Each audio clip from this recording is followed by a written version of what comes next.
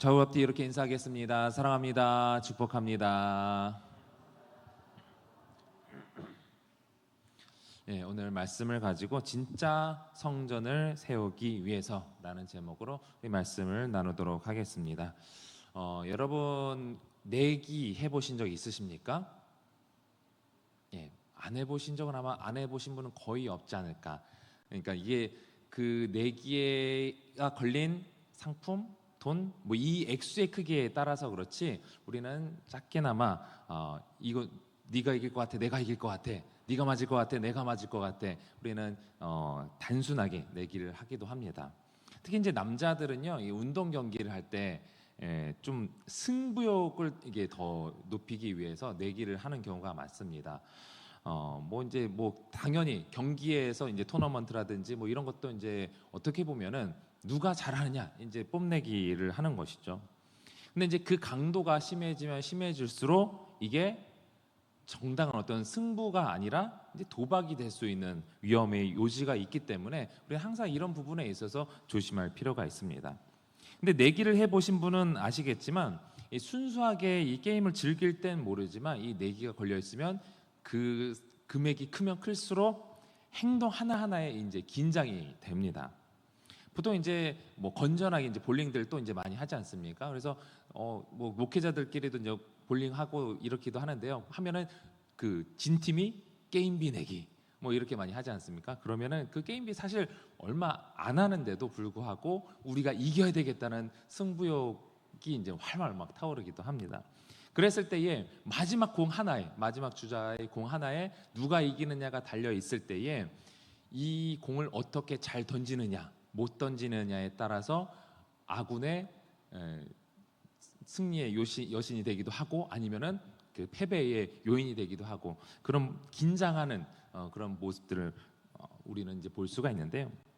사실 우리는요 이런 상황에서 평소에 보이지 않던 모습들이 보입니다.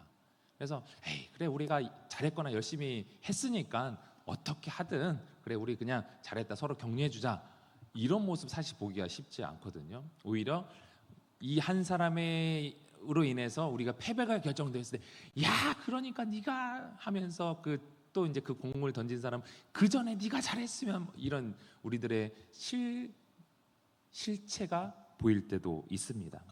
이런 것뿐만 아니라 우리는 어떤 외부적인 환경이라든지 또 이제 뭐 술이라든지 이런 것들이 이제 과하게 되면은 본인의 어떤 평소에 보이지 않았던 실체가 드러나기도 하는데요. 특히 이제 연인 관계에서도 이제 뭐 1년 이상 사귀어 봐야 이 사람에 대해서 알 수 있다 이런 말도 많이 하지 않습니까? 왜냐하면 이제 처음에는 이제 콩깍지가 씌어서 이 사람이 어떤 행동을 하든 다 이제 이뻐 보이는 거죠. 멋있어 보이는 거죠. 그래서 저도 이제 1년 이상 연애를 했습니다. 4계절 지나고 결혼했으면 하는데 더 길어져서 거의 한 1년 반 이상 이렇게 연애를 하게 되었는데 어쨌든 그 기간이 지나니까 그럼에도 불구하고 이 사람이 좋다 하면은 이 사람을 내가 감당할 준비가 된 거죠. 그 사람이 실체를 어느 정도 봐도 내가 감당할 수 있다 이게 되는 거예요.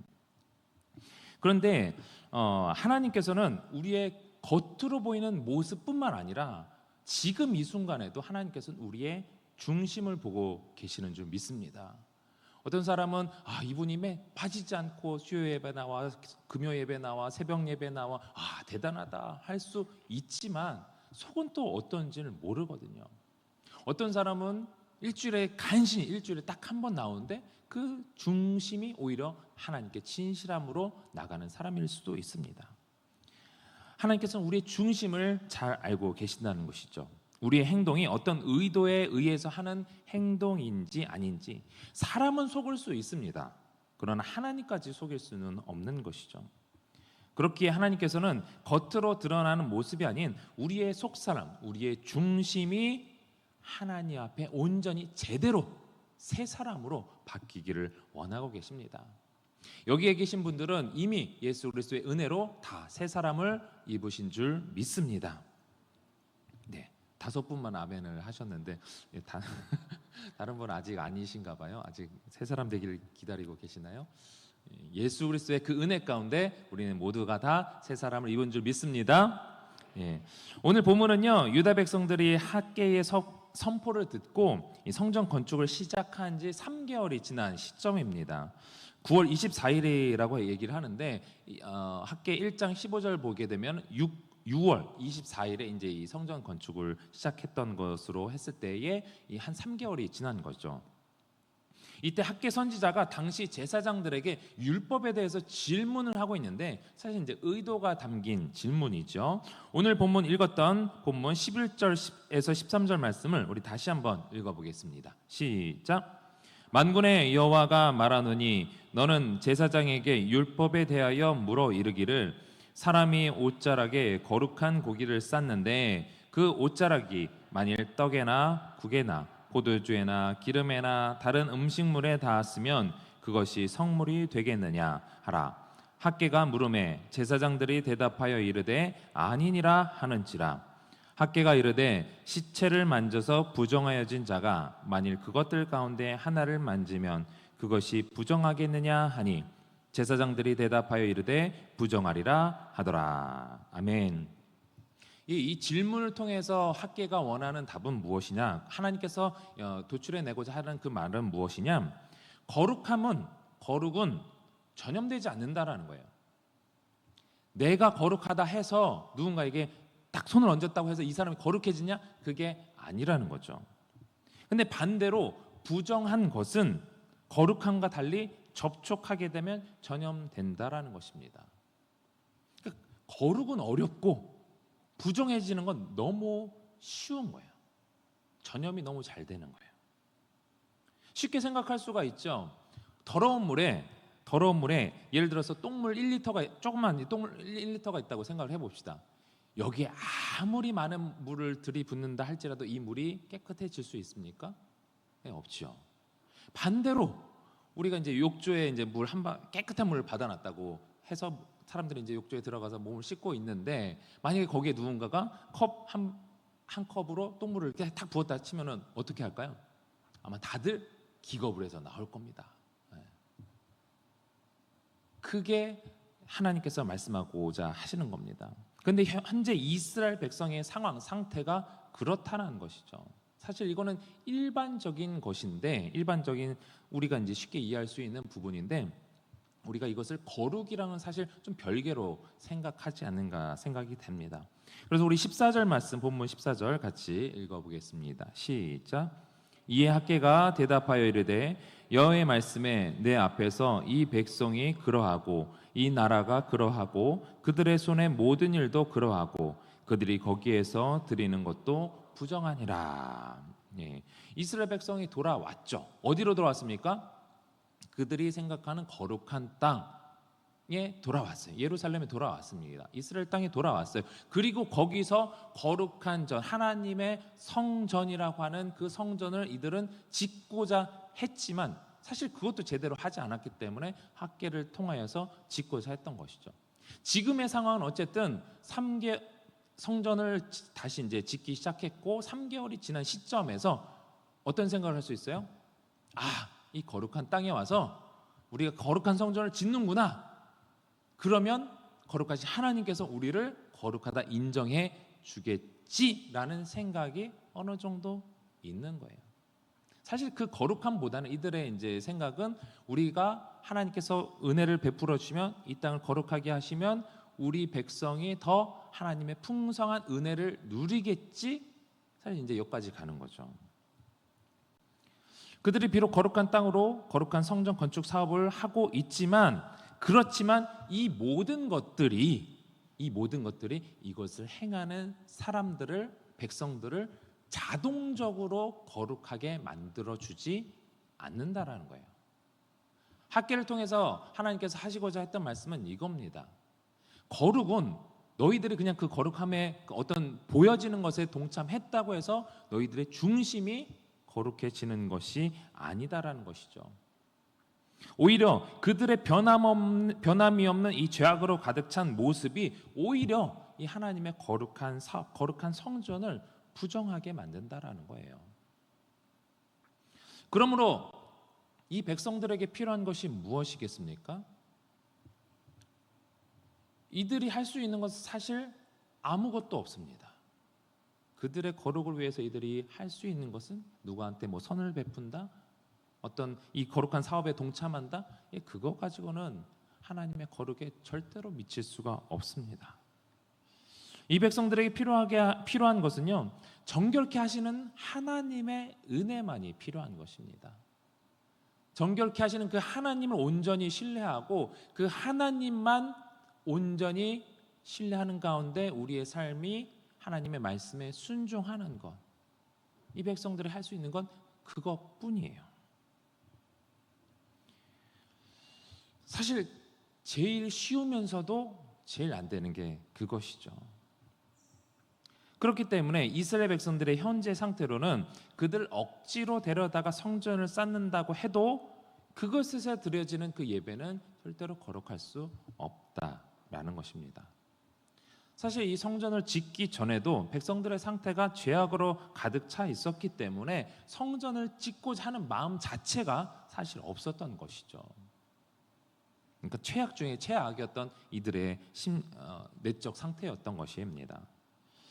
그러므로 하나님께서 이 학개 선지자를 통해서 하시고자 하는 말씀이 무엇이냐면, 하나님께서 표면적으로 원하시는 것은 야, 너희들 바벨론 땅에서 이스라엘로 돌아가, 첫 번째 그거였고, 그 다음에 이 고레스 왕을 통해서 하나님은 진짜 하나님이다라는 것을 이방 사람을 통해서 고백하게 하셨어요.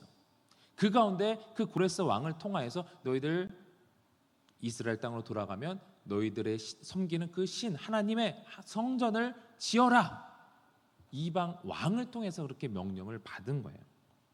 그런데 그 성전을 지으라고 했을 때에 하나님께서 이들에게 회복시키고자 하시는 것은 무엇이냐면은 그 백성들의 거룩함의 회복입니다.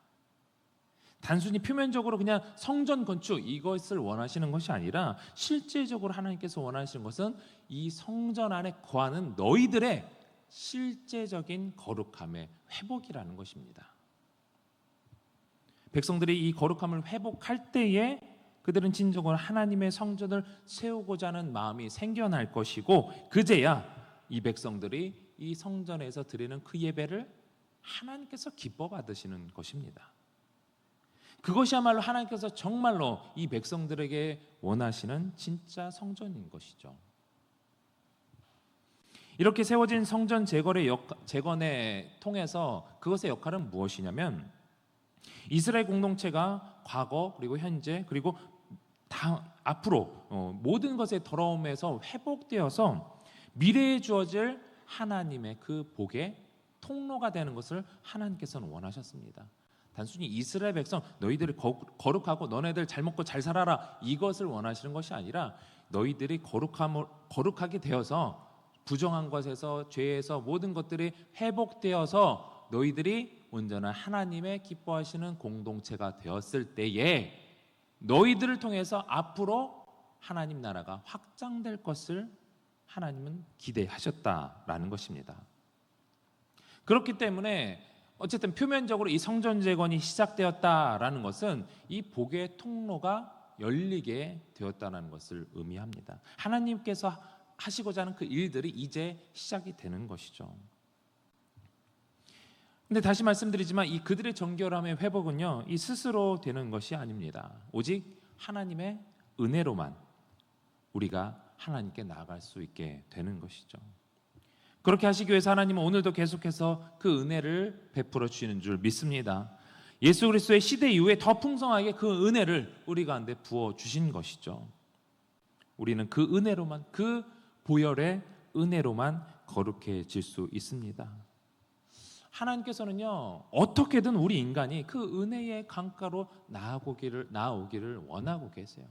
모든 인류가 그 은혜를 맛보기를 원하신다라는 거예요.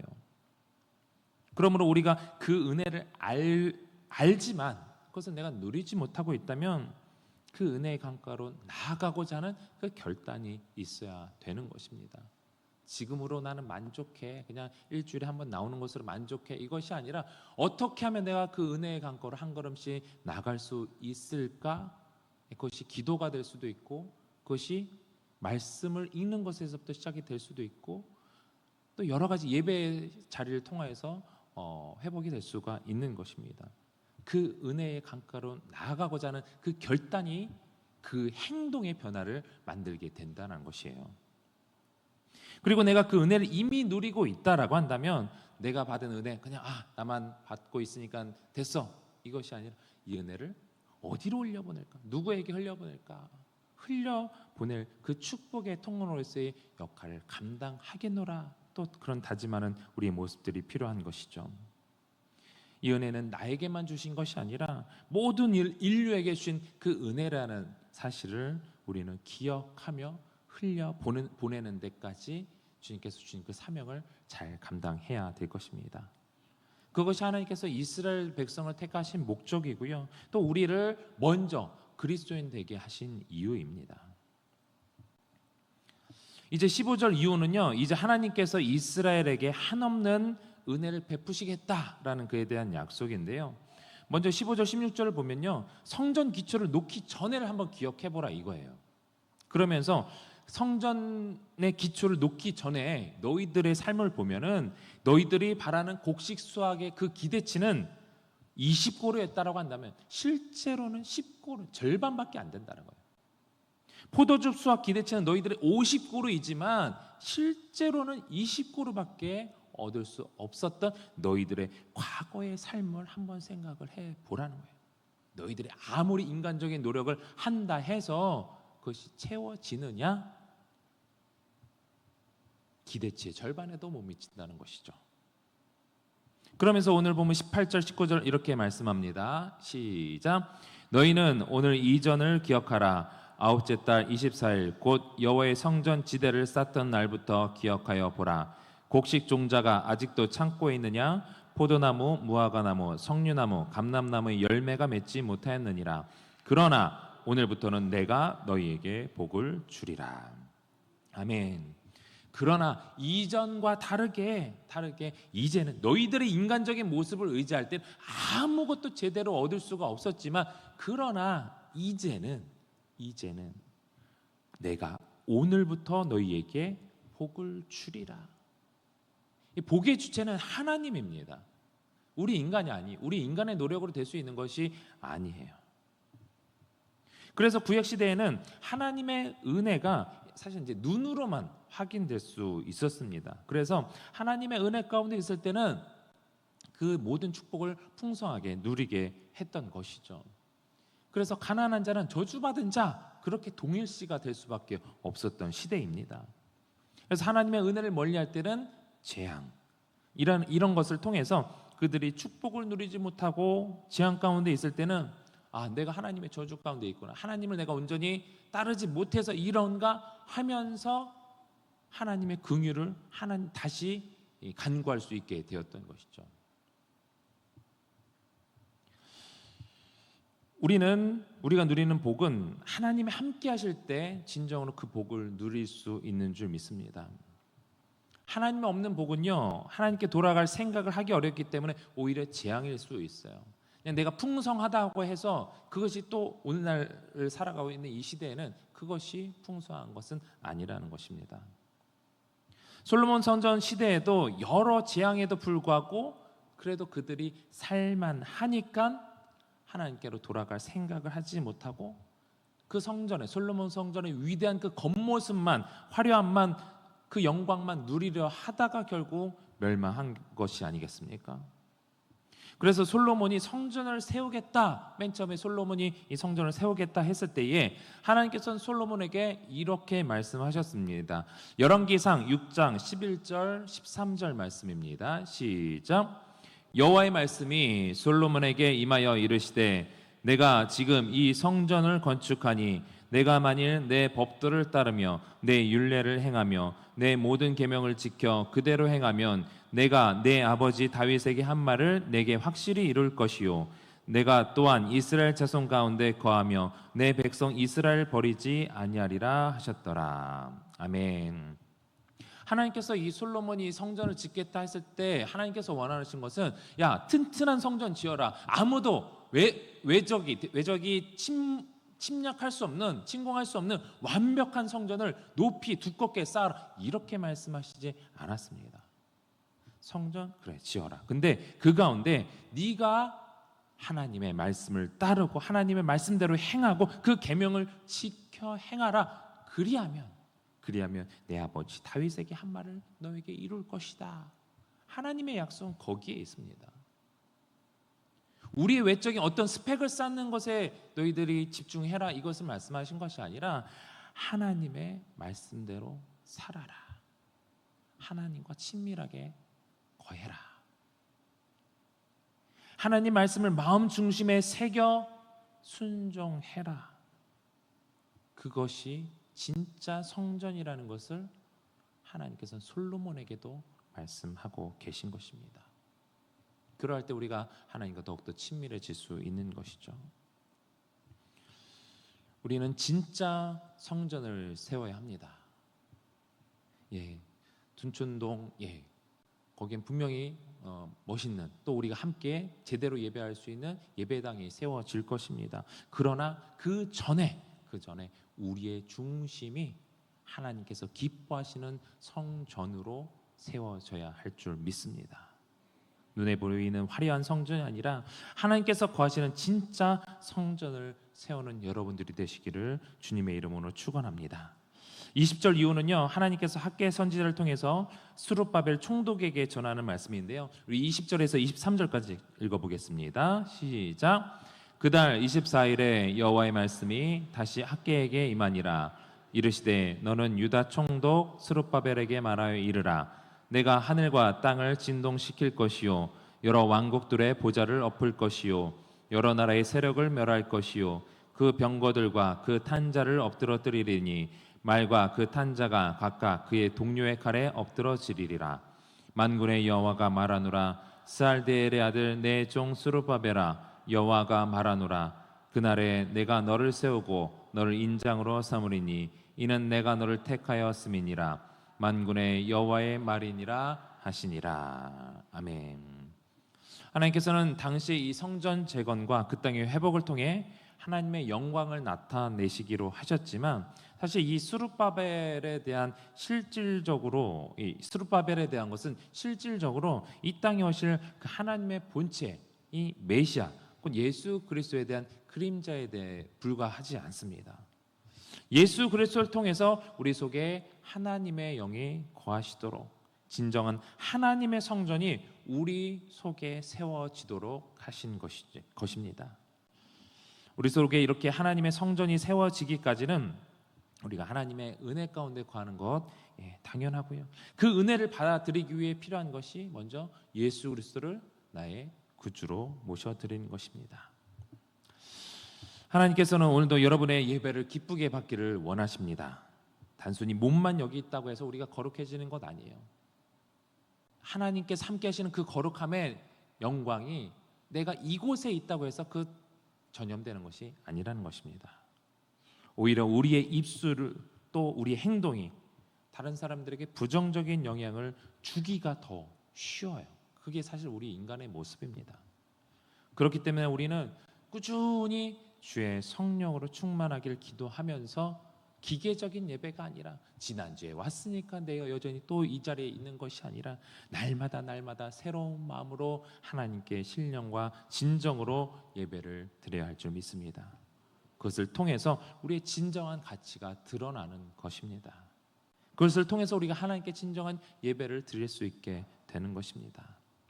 그런 예배가 오늘 이 자리에 참석한 모든 성도들에게 있기를, 또한 그로 말미암아 하나님이 주시는 그 풍성한 복을 우리가 풍성하게 누리고 또 전할 수 있는 저와 여러분들이 되시기를 주님의 이름으로 간절히 축원합니다.